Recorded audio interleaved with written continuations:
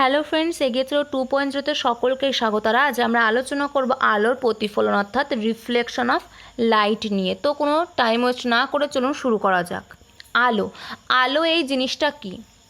আলো যদি না থাকতো আমরা কিন্তু কখনোই কোনো বস্তুকে দেখতে পেতাম না। একটা বিন্দু উৎস, সেখান থেকে কিছু পরিমাণ শক্তি নির্গত হয়ে আমাদের চোখে পৌঁছায় এবং আমাদের দেখার অনুভূতি জাগায়, সেটাই হচ্ছে আলো। তো এই বিন্দু উৎসটা দিনের বেলায় যেমন সূর্য, আর রাত্রের বেলায় কোনো ইলেকট্রিক বাল্ব। তো এটাই হচ্ছে আলো। এরপর আমরা আমাদের আলোচনার মূল বিষয়ে চলে আসি, আলোর প্রতিফলন। তো মনে করুন এখানে একটা বাল্ব জ্বলছে। এই বাল্বটা রাখা আছে বায়ু মাধ্যমের মধ্যে।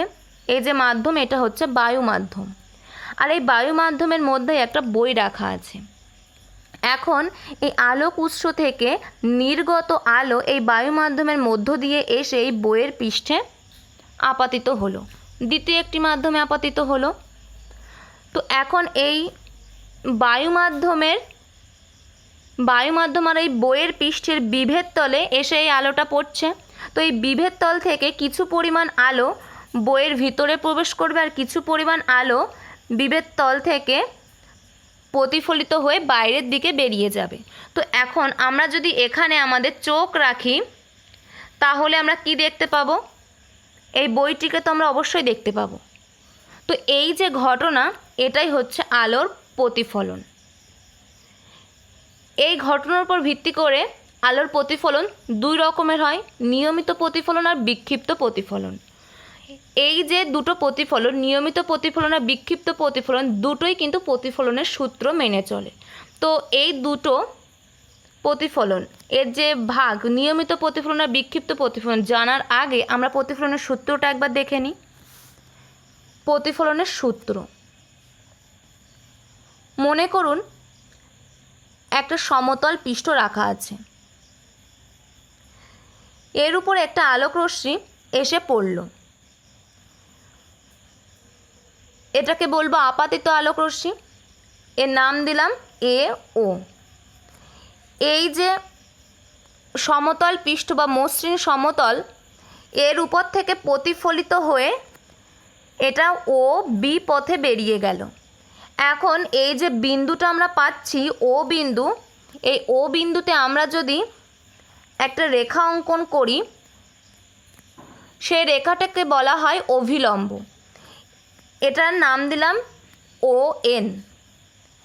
এখন আপাতিত রশ্মি এ ও এন অর্থাৎ অভিলম্বের সঙ্গে কোণ করে আই, অর্থাৎ আপাতন কোণ। আর যে রশ্মিটা বেরিয়ে যাচ্ছে বি ও পথে, সেই রশ্মির সাথে যে যে অভিলম্বটা আমরা অঙ্কন করেছি ও এন, তার যে কোণ, তার নাম দিলাম আর। এখন প্রতিফলনের যে সূত্র, সেটা দুটো হয়। প্রথম সূত্র কি?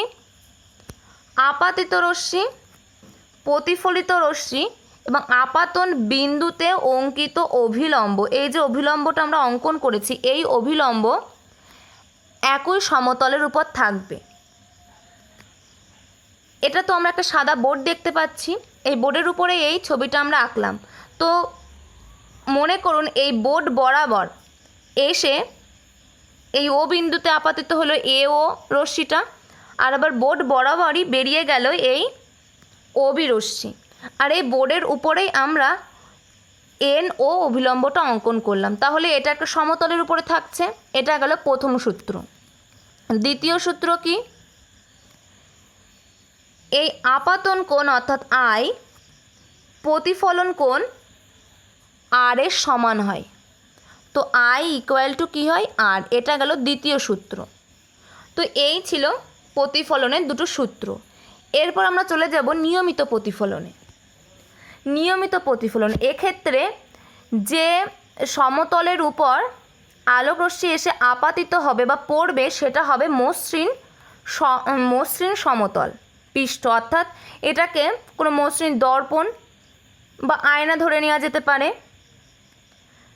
এখন এর উপর একটা রশ্মি এসে পড়বে না। আগে যেরকম দেখলাম শুধুমাত্র এ ও রশ্মিটা এসে পড়লো, এখানে একগুচ্ছ সমান্তরাল রশ্মি এসে পড়বে। তো এখানে একগুচ্ছ সমান্তরাল রশ্মি এসে পড়লো, পড়ার সাথে সাথে এটা প্রতিফলিত হয়ে সামনের দিকে চলে গেল। যেহেতু এই রশ্মিগুলো সমান্তরাল ছিল আর এই যে যে সমতলটা ছিল সেটা মসৃণ, তাহলে যে রশ্মিগুলো বেরিয়ে যাবে অর্থাৎ প্রতিফলিত হয়ে বেরিয়ে যাবে সেগুলো সমান্তরাল হবে। তো এখানে আমরা অনেকগুলো বিন্দু পাচ্ছি, এ বি সি নাম দিলাম। তো এই যে বিন্দুগুলো আমরা পাচ্ছি, এই বিন্দু দিয়ে আমরা যদি অভিলম্ব অঙ্কন করি তাহলে দেখতে পাবো এই অভিলম্বগুলিও সমান্তরাল, কারণ যে রশ্মিগুলো এসে পড়ছে সেগুলো সমান্তরাল। আর কোথায় এসে পড়ছে? একটা মসৃণ সমতলের উপর। তো মসৃণ সমতলের উপর পড়ার ফলে এগুলো যখন প্রতিফলিত হয়ে যাচ্ছে একটা নির্দিষ্ট অভিমুখে, তখনও এগুলো সমান্তরাল হয়েই প্রতিফলিত হচ্ছে। তো এই যে এখানে আমরা দেখছি যে রশ্মিগুলো আপাতিত হচ্ছে তো আপাতিত রশ্মি সেগুলো সমান্তরাল, এবং যে রশ্মিগুলো প্রতিফলিত হচ্ছে তো প্রতিফলিত রশ্মি সেগুলো সমান্তরাল। তো এই দুটো রশ্মি সমান্তরাল হওয়ার ফলে এর যে আপাতন বিন্দু এই এ বি সি, এই বিন্দু তিনটি দিয়ে যদি আমরা লাইন টানি অর্থাৎ অভিলম্ব অঙ্কন করি তাহলে সেগুলো সমান্তরাল হয়। তো এর যে প্রপার সংজ্ঞা সেটা আমরা কিভাবে দেব? সমান্তরাল একগুচ্ছ আলোক রশ্মি মসৃণ সমতলের উপর আপাতিত হলে প্রতিফলিত রশ্মিগুলো একটা নির্দিষ্ট অভিমুখে অগ্রসর হয়। তো যেহেতু এই আপাতিত রশ্মিগুলো সমান্তরাল, ফলে এই প্রতিফলিত রশ্মিগুলোও সমান্তরাল হয়। এই ধরনের যে প্রতিফলন এটাকে বলা হয় নিয়মিত প্রতিফলন। তো এই নিয়মিত প্রতিফলনের ক্ষেত্রে বস্তুর প্রতিবিম্ব গঠিত হয়। তো বস্তুর যেহেতু প্রতিবিম্ব গঠিত হয় নিয়মিত প্রতিফলনের ক্ষেত্রে, সেই জন্যই আমরা যদি আয়নার সামনে গিয়ে দাঁড়াই আমাদের প্রতিবিম্ব পাওয়া যাবে। তো এই গেল নিয়মিত প্রতিফলন। তো আমরা একটু আগে দেখলাম প্রতিফলনের সূত্র, সেখানে কি দেখেছি? আপাতন কোণ সর্বদা প্রতিফলন কোণের সমান হয়। এখানেও যে আপাতন কোণ আমরা পেয়েছি এই অভিলম্বের সাথে প্রথম যেটা নাম দিই পি এ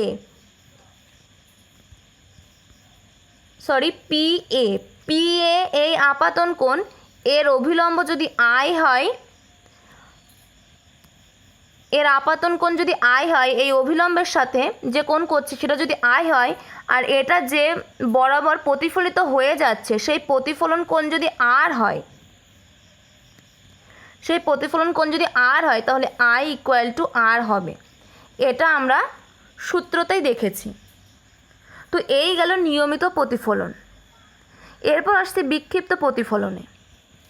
নিয়মিত প্রতিফলনের ক্ষেত্রে আমরা যে সমতলটা ব্যবহার করেছিলাম সেটা কিন্তু মসৃণ সমতল ছিল, অর্থাৎ একটা দর্পণ। আর এই বিক্ষিপ্ত প্রতিফলনের ক্ষেত্রে সেরকম কিন্তু কোনো মসৃণ সমতল বা দর্পণ ব্যবহার করা হয় না। এক্ষেত্রে অমসৃণ কোনো পৃষ্ঠ ব্যবহার করা হয়। তো এই যে ঢেউ খেলানো একটা পৃষ্ঠ বা অমসৃণ তল, এই তলের উপর সমান্তরাল একগুচ্ছ আলোক রশ্মি এসে পড়ার ফলে কি হয়? এই আগের বার কি দেখলাম? তলটা ছিল মসৃণ থাকার ফলেই প্রতিফলিত আলোক রশ্মিগুলো সমান্তরালভাবে প্রতিফলিত হয়েছে।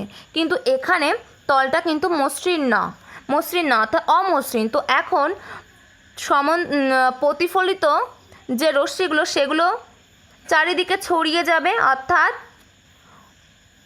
সমান্তরাল হবে না।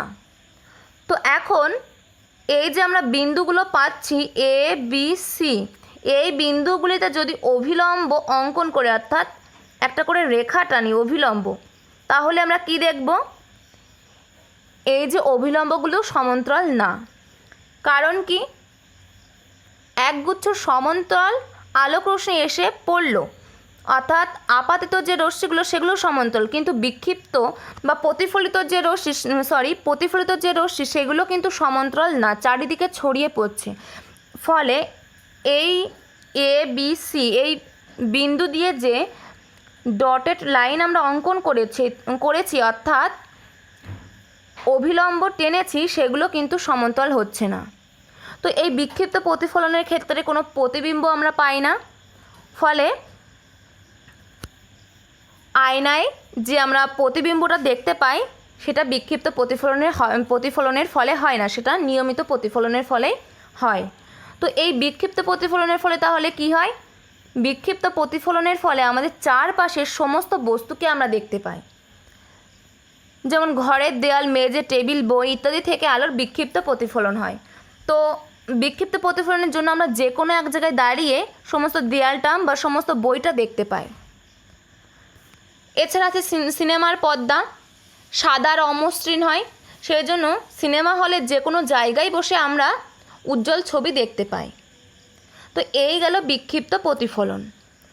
এরপর আসছে নিয়মিত প্রতিফলন আর বিক্ষিপ্ত প্রতিফলনের পার্থক্য। নিয়মিত প্রতিফলনের ফলে কি দেখলাম?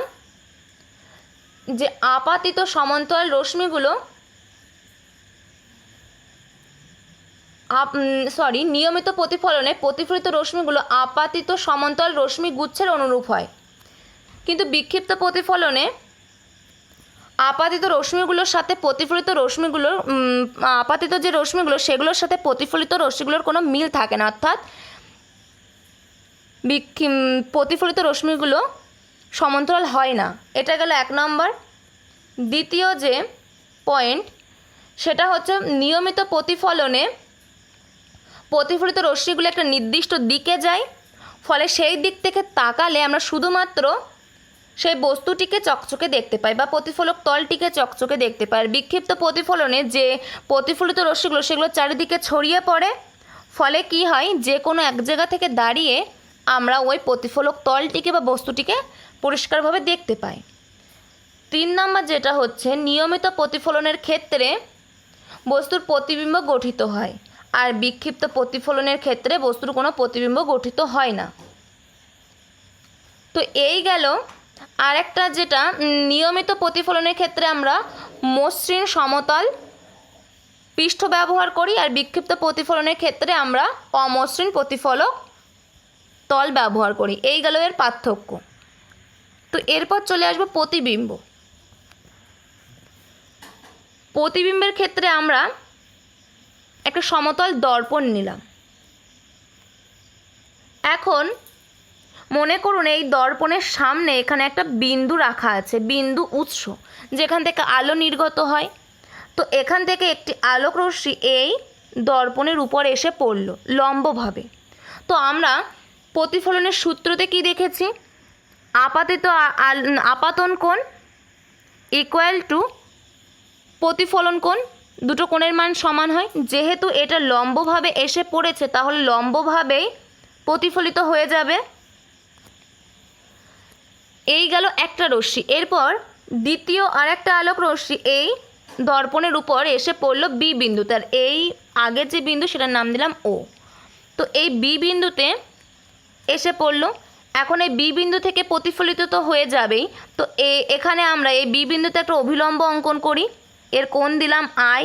তো আই সমান আর হবে, অর্থাৎ সেম কোণে এটা প্রতিফলিত হয়ে যাবে। আর এখন এই যে বিন্দু বি এবং এই বিন্দু ও, এটাকে যদি আমরা পেছন দিকে বর্ধিত করি বা বাড়িয়ে দিই, একটা নির্দিষ্ট বিন্দুতে মিলিত হবে।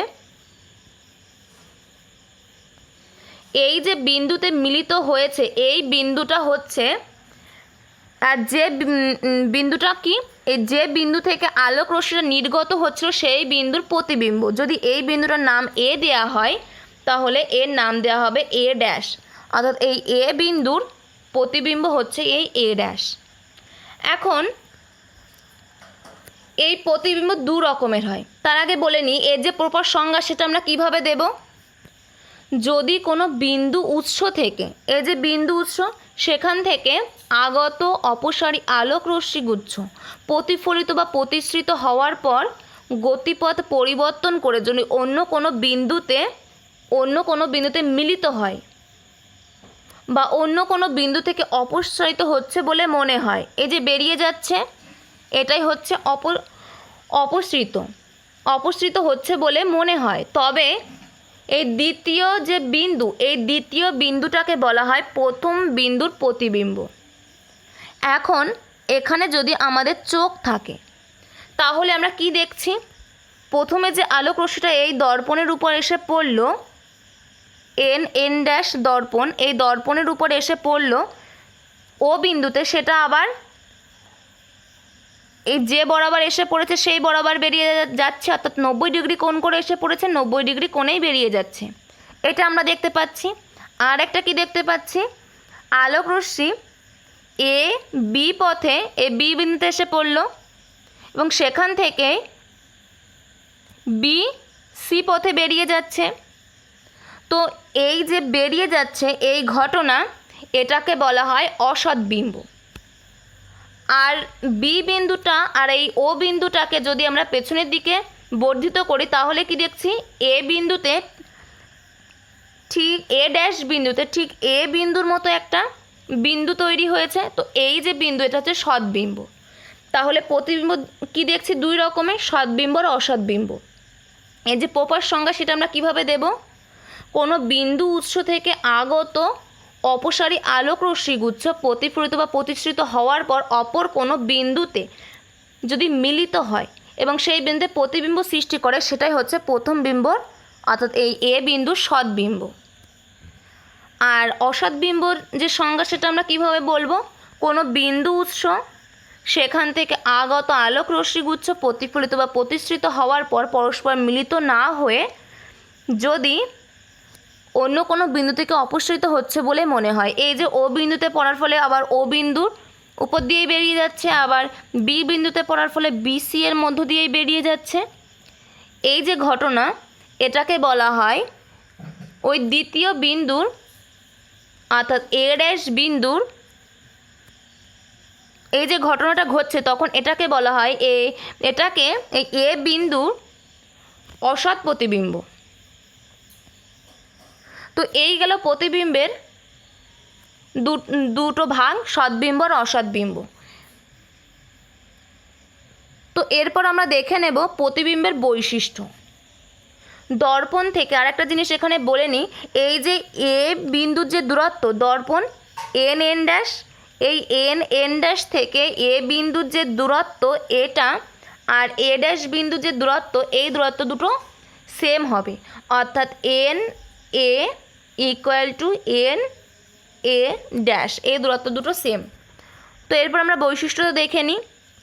দর্পণ থেকে প্রতিবিম্বের দূরত্ব আর দর্পণ থেকে বস্তুর দূরত্ব সমান।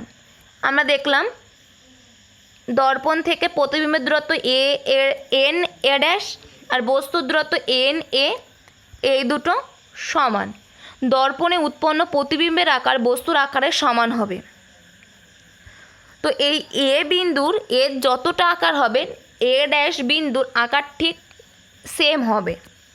তো এই গেল 2 নম্বর। এরপর সে 3 নম্বর, সমতল দর্পণে বস্তুর অসৎ প্রতিবিম্ব গঠিত হয়। 4 নম্বর কি, উৎপন্ন প্রতিবিম্ব বস্তুর সমশিষ্ট হয়। 5 নম্বর, বিন্দু বস্তু ও তার প্রতিবিম্বের সংযোজী সরলরেখা দর্পণের উপর লম্ব হয়।